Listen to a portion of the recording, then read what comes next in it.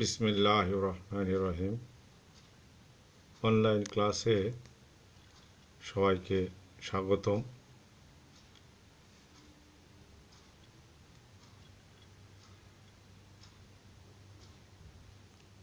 আমি মোহাম্মদ আরিফ হোসেন পাকড়া ডিগ্রি কলেজের পক্ষ থেকে সকল শিক্ষার্থীকে শুভেচ্ছা স্বাগতম জানাচ্ছি।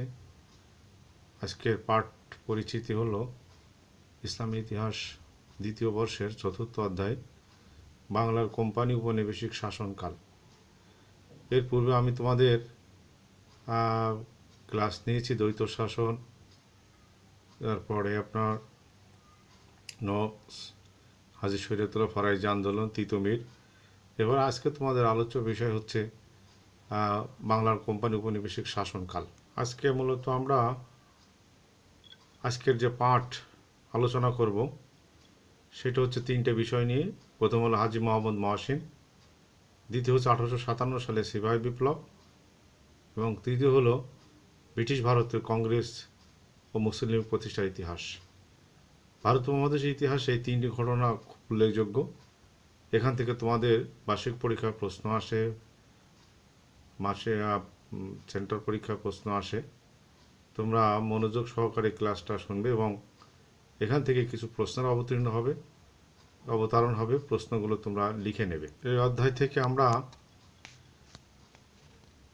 যে বিষয়ে শিখব, শিখন ফল ছিল হবে আমাদের হাজী মোহাম্মদ মহসিন সম্পর্কে আমরা আলোচনা করব। তৃতীয় হচ্ছে 1857 সালে সিপাহী বিপ্লবের ইতিহাস সম্পর্কে আমরা আলোচনা করব। আর ভারতে ব্রিটিশ বিরোধী আন্দোলনে যে দুটো সংগঠন সবচেয়ে বেশি ভূমিকা পালন করেছিল, সে ভারতীয় জাতীয় কংগ্রেস এবং মুসলিম লীগ, এই সংগঠন দুটো সম্পর্কে আমরা বিস্তারিত আলোচনা করব।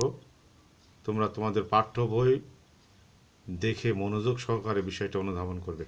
প্রথমে আমরা হাজী মোহাম্মদ মহসিন সম্পর্কে একটু আলোচনা করি। ভারত উপমহাদেশের ইতিহাসে একজন উল্লেখযোগ্য ব্যক্তি। হাজী মোহাম্মদ মহসিন 1732 সালে ভারতের হুগলি জেলায় জন্মগ্রহণ করেছিলেন। তার পিতার নাম ছিল হাজী ফৈজুল্লাহ এবং মাতার নাম ছিল জয়নব খানম। তিনি শিয়া মতাবলম্বী বিশ্বাসী ছিলেন। 1762 সালে তিনি বিশ্ব ভ্রমণে বের হন। আমরা হাজী মোহাম্মদ মহসিন সম্পর্কে আমরা ভারত উপমহাদেশের ইতিহাস, যারা শ্রেষ্ঠ দানবীর হিসেবে পরিচিত, মানুষের কল্যাণে, জনগণের কল্যাণে, শিক্ষা ব্যবস্থা বিস্তারে যাদের অবদান সবচেয়ে বেশি, তাদের মধ্যে উল্লেখযোগ্য হচ্ছে হাজী মোহাম্মদ মহসিন। হাজী মোহাম্মদ মহসিন দীর্ঘ 27 বছর তিনি বিদেশ ভ্রমণ করেছিলেন এবং 1789 সালে তিনি দেশে ফেরেন। দেশে ফেরার পরে 1803 সালে তার বোন মন্নুজান মৃত্যু হলে সৈয়দপুরের জমিদারিত্ব তিনি গ্রহণ করেন। উল্লেখ্য যে মন্নুজানের স্বামী সাখাওয়াত একজন ম্যাজিস্ট্রেট ছিলেন। তিনি মৃত্যুবরণ করার পরে সমস্ত জমিদারি তার বোন মন্নুজানের উপর এসে পড়ে। বোন মন্নুজান মৃত্যুবরণ করলে তার কোনো যেহেতু পুত্র সন্তান ছিল না, তাই তার এই জমিদারের সকল সম্পদের দায় দায়িত্ব হাজী মোহাম্মদ মহসিনের উপরে এসে পড়তায়। তিনি সম্পদ গ্রহণের ফলে এই সম্পদগুলো তিনি দরিদ্র জনগোষ্ঠী, ধর্মীয় শিক্ষা প্রতিষ্ঠান সহ মানব কল্যাণে তিনি ব্যয় করেছিলেন। ইতিহাসে তিনি অকাতরে এই সম্পদগুলো ব্যয় করেছিলেন বলে তাকে ভারত উপমহাদেশের হাতেম তাই বলা হয়। বোনের সম্পদ হস্তগত হওয়ার পরে তিনি যে সমস্ত কাজগুলো করেছিলেন মানব কল্যাণের জন্য, তিনি মানব কল্যাণের জন্য বহু সম্পদ তিনি ব্যয় করেছিলেন। দুর্ভিক্ষ এবং অনাহারে যখন মানুষ দুর্বিষহ জীবনযাপন করছিল, তখন তিনি বহু লঙ্গরখানা স্থাপন করেছিলেন। আর গরিব দুঃখী মানুষের কষ্ট লাঘবের জন্য তিনি তার এই বনের সম্পদগুলো অকাতরে তিনি বিলিয়ে দিয়েছিলেন। হাজী মোহাম্মদ মহসিনের জমিদারি প্রাপ্তির পরেই তার যে সম্পদ ছিল সেই সম্পদগুলো তার মৃত্যুর পরে 1806 সালে তিনি একটি ট্রাস্ট ফান্ড গঠন করে সমস্ত জমিদারি আয় এই ট্রাস্টে ওয়াকফ করে দেন। ইতিহাসে তার কোনো লোভ ছিল না, তিনি সম্পদ কাছে রাখতে পছন্দ করতেন না, তাই তিনি এই ট্রাস্ট ফান্ড গঠন করেন এবং তার সমস্ত সম্পদ এখানে করেন। তোমরা লক্ষ্য করো, এই ফান্ডে 9টি শেয়ার ছিল, 3টি শেয়ার ধর্মীয় কাজে ব্যয় করা হতো, 4টি শেয়ার শিক্ষা খাতে ব্যয় করা হতো এবং 2টি শেয়ার ট্রাস্ট ফান্ডের কর্মচারীদের বেতন ভাতা বাবদ ব্যয় করা হতো এবং তখন থেকেই এই টাকাটা সুষ্ঠু বন্টন হতো। আমরা ভারত উপমহাদেশের বহু শিক্ষা প্রতিষ্ঠান, বহু ধর্মীয় প্রতিষ্ঠান, বহু মসজিদ, মাদ্রাসা, এতিমখানা এবং এই মহসিন ফান্ডের টাকায় আমরা পরিচালিত হতে দেখেছি। হাজী মোহাম্মদ মহসিন 1812 সালে নভেম্বরের মাসে তিনি মৃত্যুবরণ করেন। তার মৃত্যুর সাথে সাথেই তার এই সম্পদগুলো ট্রাস্টের মাধ্যমে পরিচালিত হতো। তোমাদের উদ্দীপক নির্ভর যেহেতু তোমাদের পড়ালেখা, একক কাজ হিসাবে তোমাদের একটা ছোট প্রশ্ন পড়ে, সেটা হলো হাজী মোহাম্মদ মহসিনকে বাংলার হাতেম তাই বলা হয় কেন? আমি আগেই বলেছি যে বোনের সম্পদ হস্তগত হওয়ার পরে তিনি নিজের স্বার্থে সম্পদগুলো ব্যয় না করে জনগণের স্বার্থে এদিন দুস্থ অসহায় মানুষের জন্য শিক্ষা বিস্তারের জন্য তিনি অকাতরে সম্পদগুলো দান করেছিলেন, তাই ইতিহাসে তাকে হাতেম তাই বলা হয়। তোমরা ভালো করে তোমাদের পাঠ্য বই থেকে এই সম্পর্কে বিস্তারিত জেনে নেবে। এরপরে আমরা যে বিষয়টা নিয়ে আলোচনা করব সেটা হলো 1857 সালের সিপাহী বিপ্লব। তোমরা জানো 100 বছর ব্রিটিশ শাসনের পরে ভারতবর্ষের লোকদের উপর অত্যাচার নির্যাতনের ফলে তার প্রতিক্রিয়া স্বরূপ 1857 সালে সিপাহী বিপ্লব হয়। 1757 সালে পলাশী যুদ্ধে নবাব সিরাজউদ্দৌলার পতনের পর 100 বছর ব্রিটিশরা এদেশে কোম্পানির শাসন ব্যবস্থা জারি রেখেছিল এবং তারা এদেশের মানুষের উপর অত্যাচার নির্যাতন চালিয়ে যেত। সর্বশেষ মুঘল সম্রাট দ্বিতীয় বাহাদুর শাহর নেতৃত্বে এই সিপাহী বিপ্লব হয়েছিল 1857 সালে। কিন্তু এই যুদ্ধ বেশি দিন স্থায়ী হয়নি, বিপ্লব স্থায়ী হয়নি, কারণ ইংরেজ সরকার কঠোরভাবে এই বিদ্রোহ দমন করেছিলেন। তো তারপরেও এই বিদ্রোহ ভারতবর্ষের স্বাধীনতা আন্দোলনের টনক নড়িয়ে দিয়ে যায়। বিদ্রোহ শেষে 20 সেপ্টেম্বর 1857 সালে ইংরেজ সেনাপতি হাডসন হুমায়ুনের সমাধি থেকে তাকে এবং তার পুত্রদের সহ গ্রেপ্তার করে এবং মৃত্যুদণ্ড প্রদান না করে তাদেরকে রেঙ্গুন, বর্তমান বার্মা অর্থাৎ মায়ানমারের রাজধানী ইয়াঙ্গুনে তাকে নির্বাসন করা হয়। আমরা ইতিহাসে জানি যে মুঘলদের পূর্বপুরুষরা কিন্তু এই বার্মাতেই ছিল, তাই তাদের পূর্বপুরুষদের কাছে তাদের হস্তান্তর করা হয় এবং এই বার্মাতে তার মৃত্যু হয়েছিল। আমরা এখন দেখব যে কেন এই সিপাহী বিপ্লব হয়েছিল। সিপাহী বিপ্লবের অনেকগুলো কারণ ইতিহাসে লিপিবদ্ধ আছে। এর ভিতরে মূল যে কারণ সিপাহী বিপ্লব হয়েছিল তা আমরা কিছু 10টি এখানে কারণ উল্লেখ করেছি। তোমরা তোমাদের পাঠ্য বই থেকে বিস্তারিত এর বিবরণ নেবে। আমি একটু তোমাদের নক করছি দেশীয় শাসকবর্গের ইংরেজি বিরোধী মনোভাব। অর্থাৎ এদেশে যখন ব্রিটিশ শাসন চলছে তখন এদেশে যারা নিজস্ব শাসক ছিল বিভিন্ন অঞ্চলের, তাদের সাথে ব্রিটিশ সরকারের বিভিন্ন মনোভাব সৃষ্টি হয়, ফলে এই সিপাহী বিপ্লব হয়। লর্ড ডালহৌসির সত্যবিলোপ নীতি একটি জঘন্য নীতি, যে কারোর যদি কোনো ওয়ারিশ না থাকে তাহলে এই তার জমিদারি বা তার সম্পদ সব ব্রিটিশ সরকারের হস্তগত হয়ে যাবে।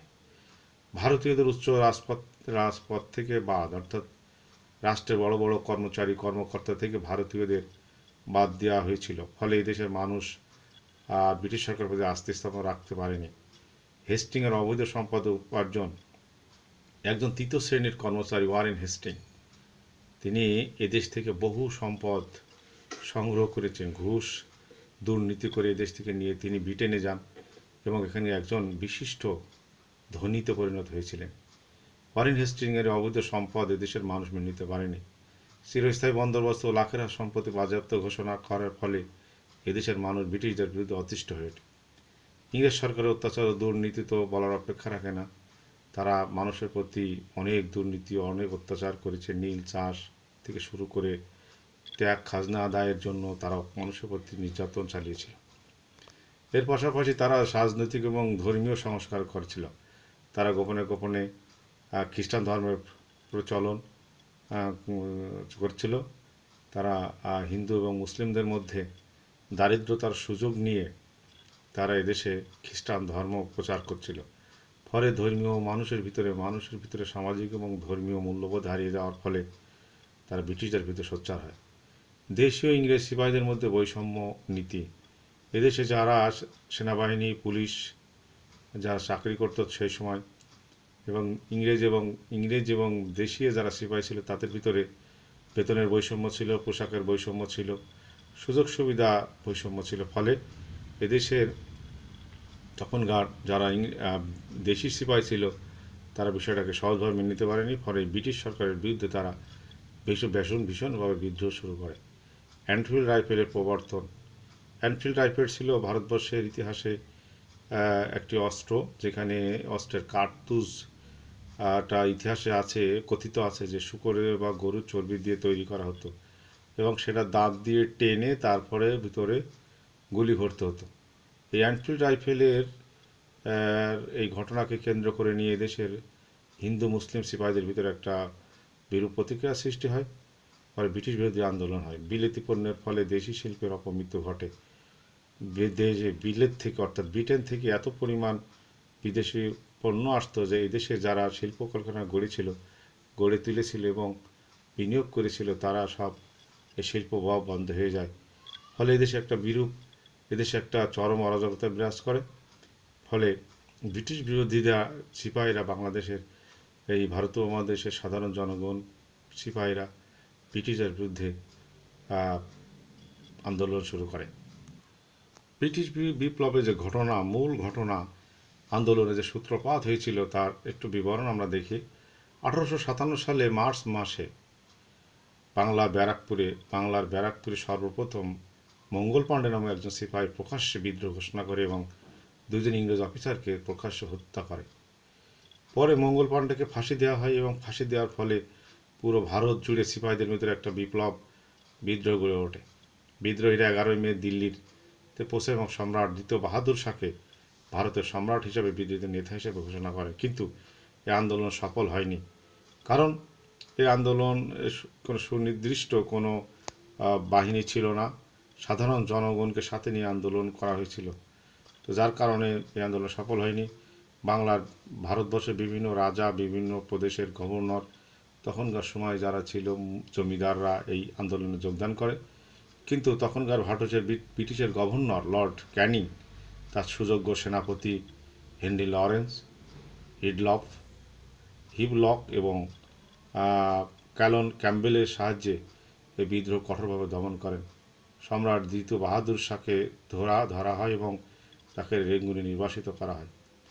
বহু মানুষকে এই গুলি করে ফাঁসিতে ঝুলিয়ে ব্রিটিশ সরকার হত্যা করে এবং বহু মানুষ দেশ ছাড়া হয়েছিল। আর এভাবে 1857 সালে জুলাই মাসে বিপ্লবের পরিসমাপ্তি ঘটে। সিপাহী বিপ্লবের পর ভারতীয় উপমহাদেশের জনগণ ব্রিটিশদের কাছ থেকে বিভিন্ন দাবি দাবা আদায়ের লক্ষ্যে বিভিন্ন রকম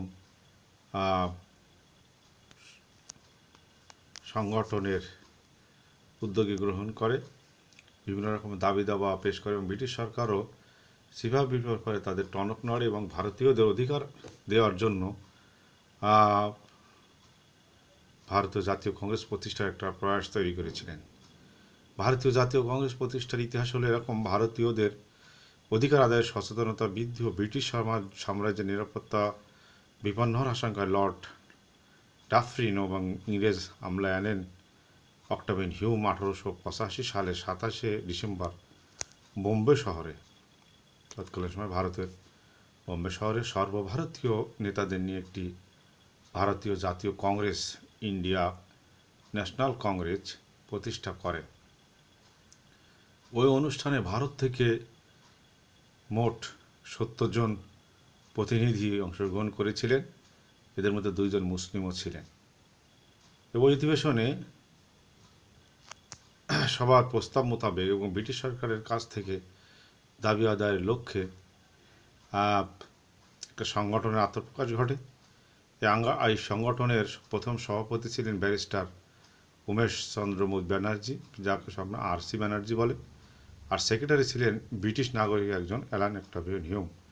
মূলত ব্রিটিশ সরকারের কাছ থেকে নিয়মতান্ত্রিক পন্থায় দাবি আদায়ের ছিল এই সংগঠনের মূল উদ্দেশ্য। এটি ব্রিটিশ ভারতের সর্বপ্রথম জাতীয় ভিত্তিক একটি সংগঠন। জাতীয় কংগ্রেস গঠনের ফলে মূলত এটা হিন্দুদেরই প্রতিনিধিত্ব করত, মুসলমানদের তেমন কোনো সংগঠন ছিল না। যেহেতু ভারতবর্ষে মুসলিম জনগোষ্ঠী ছিল একটু উল্লেখযোগ্য, তাই মুসলমানরা তাদের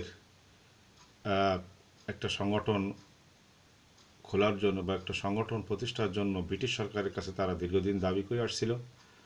ফলে ভারতের তৎকালীন লর্ড মিন্টু সিমলাতে মুসলিম নেতাদের নিয়ে এক সম্মেলন করে। সিমলার ডেপুটেশনের পরে 1906 সালে ঢাকার শাহবাগে মোহামেডান এডুকেশনাল কনফারেন্স নামে একটি স্বতন্ত্র একটা সংগঠনের একটা অনুষ্ঠান চলছিল।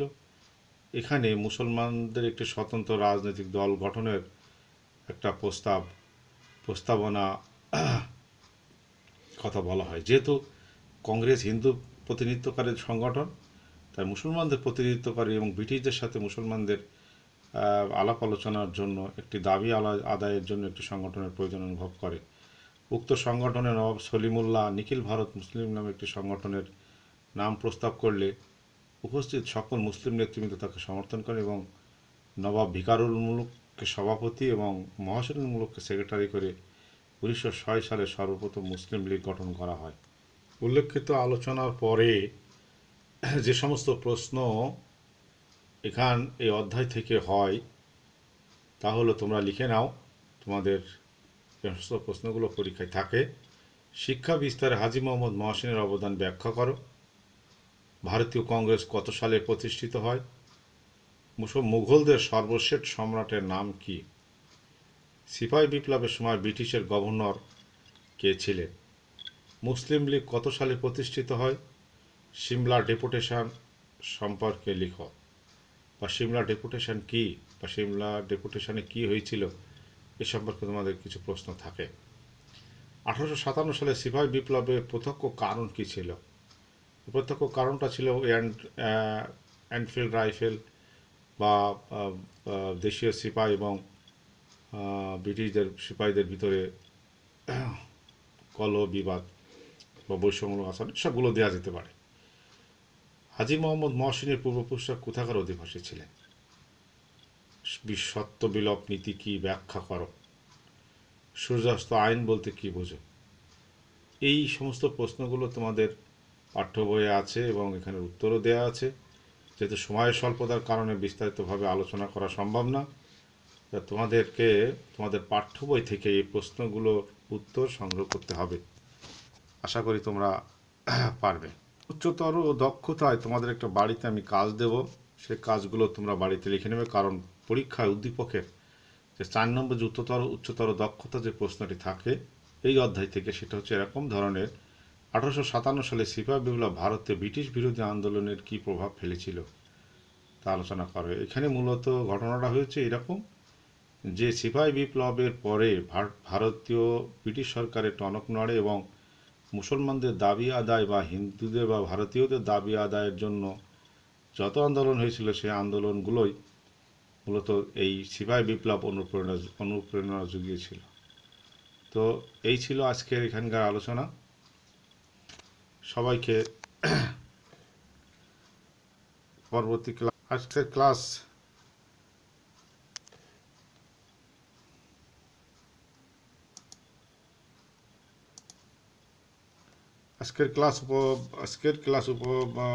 উপভোগ করার সহযোগিতা করার জন্য ধন্যবাদ। আশা করি পরবর্তী ক্লাসে তোমরা তোমাদের বিষয়গুলো জানতে পারবে। তোমরা অনলাইনে বাঁকড়া কলেজের ওয়েবসাইট থেকে তোমরা আশা করি তোমরা ক্লাসগুলো দেখে নেবে। সবাইকে ধন্যবাদ। সুস্থ থাকো, ভালো থাকো। মহান আল্লাহর কাছে এই দোয়া করি। আসসালামু আলাইকুম।